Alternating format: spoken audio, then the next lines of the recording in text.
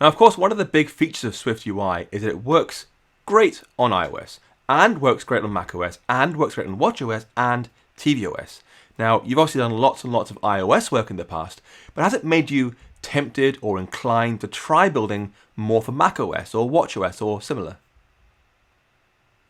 It has for watchOS, not as much Mac OS. I haven't been as enticed to build a Mac app, but definitely when I saw that, how easily it worked with Watch, I was like, oh, this is really cool. Like I should build a Watch app. But then I had zero ideas, so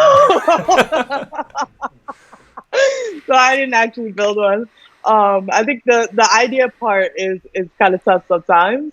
So I didn't actually build one. But I'm curious because it is so much simpler with Swift UI, and because you can have that kind of build once kind of work everywhere. It doesn't really work everywhere, but it's close enough that I think it would be cool to try to build a watch app. But look, the concepts are the same, aren't they? If you learn the idea of state, published, views, the body property, and similar, VStacks, HStacks, all those things, fine, you have to still tailor your code on each platform so it looks great on macOS, looks great on watchOS, with a digital crown or other hardware-specific features. But the concepts, they're totally shared. So you learn those once in iOS, and you could build watchOS if you had an app idea, right? Definitely. I feel confident that I would be able to. So what's keeping you away from macOS then? Hey, it's great fun. I don't know.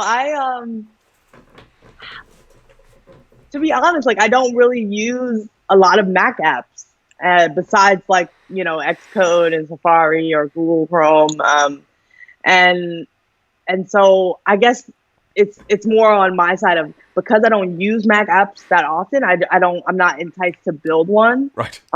There. Yeah, so I think that's probably what's really holding me back.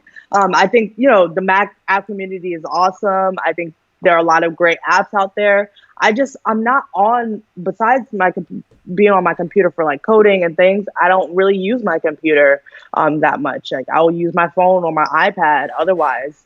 And, being an iOS developer. Did Apple know this before they gave you that amazing Mac? The MacBook Pro 16-inch. You say, hey, I barely use my Mac. It's okay, Yikes. This is what you get when you have live, right? There's no editing. You're getting the full... The full edited kind right now. I mean, like I said, I have to use my Mac for my full-time job for coding and Xcode and everything. But when it comes to just like me just browsing and doing random stuff as like a regular person outside being a developer, I'm using my phone, I'm using my iPad.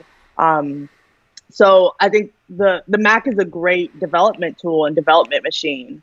And I kind of view it like that, right? I'm viewing it as a machine to develop apps and to work on. But when it comes to just like being a regular person and browsing and having fun, I'm going to be using my phone and my iPad. So I think that's why I really haven't been enticed to build a Mac app. If maybe I wanted to build a developer tool or things like that, I think that's where Mac apps can really be powerful. And we have seen like a lot of really cool development tools from the community come out. And so maybe if I found an issue that I was like, oh, well, maybe I can build a developer tool, I would definitely think about it. Nice.